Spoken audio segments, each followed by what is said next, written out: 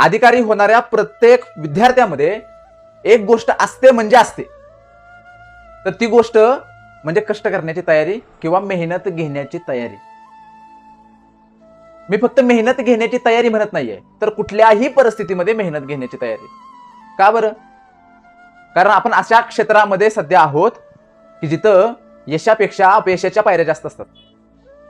अधिकारी होणाऱ्या प्रत्येक पोरानं अपयश फार जवळून बघितलंय आणि फार अवघड अपयश बघितलंय.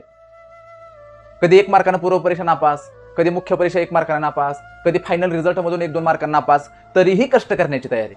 नाही, मी पुन्हा उभा राहीन, मी पुन्हा तयारी करेन आणि पुन्हा मी निकालामध्ये येईन. कष्ट करण्याची तयारी असल्यामुळे काय होतं, आपण टिकून राहतो आणि टिकून राहिल्यामुळं आपण यशापर्यंत पोहोचू शकतो. बऱ्याच मुलांचं असं होतंय की पूर्व परीक्षा 1 मार्कानं नापास झाली की डिप्रेशन मध्ये जायचं, टेन्शन मध्ये जायचं.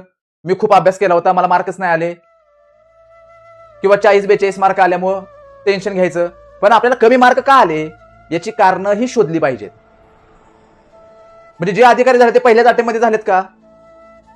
काही जण दुसऱ्या, काही जण तिसऱ्या, काही जण चौथ्या अटेम्प्टला अधिकारी झालेत. मग तो थोडासा संयम आणि कष्ट करण्याची तयारी आपल्याकडे असावी की नाही, तर 100% असली पाहिजे.